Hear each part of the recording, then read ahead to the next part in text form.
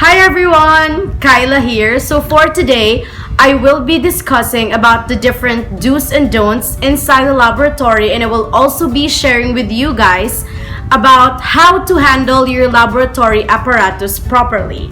So first things first, let us take this canister as a representation of the beaker. So since the beaker is kind of a bit heavy and huge in size, we should always hold it with two hands. And my suggestion is hold it here on top, and with your dominant hand, hold it at the bottom. Just like this. Second is, let's take this empty bottle as a representation of our flasks in the laboratory, and same thing as the beaker, we should always hold it with two hands to be safe and to make sure that we don't break them. We should hold it here on top again, and with our dominant hand, hold it at the bottom part.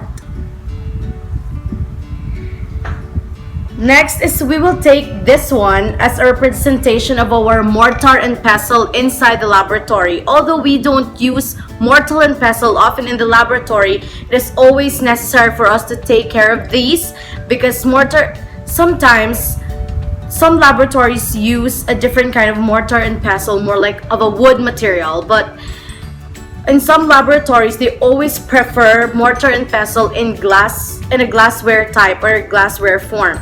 So, as a representation of the mortar and pestle, we should always hold it with two hands at both sides before placing it in a flat or in a plain table and a safe place.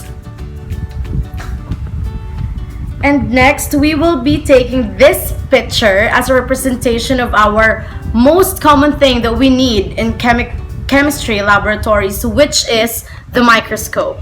So again, this will be a representation of the microscope, and let us just take this part as the microscope handle.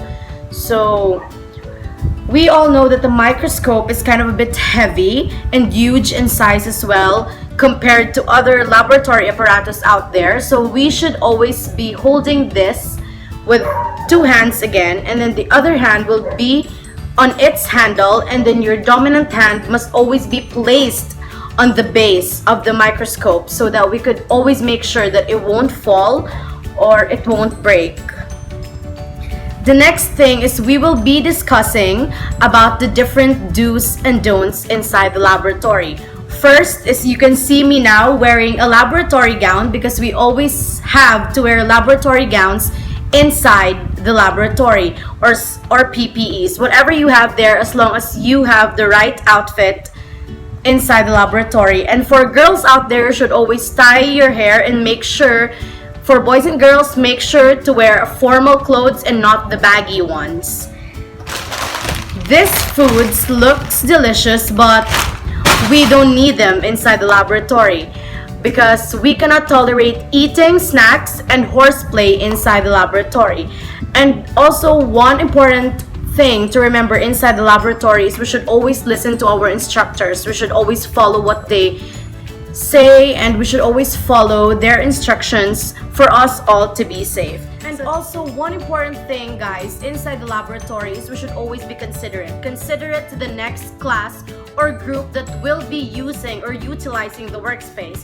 We should always leave our workspace clean and neat, and make sure to return all the laboratory apparatus that we have borrowed from the laboratory staffs. And these glasswares, they should always be clean after doing the experiment. We can clean this using a test tube brush, soap, and water. So that is all, guys. Thank you so much.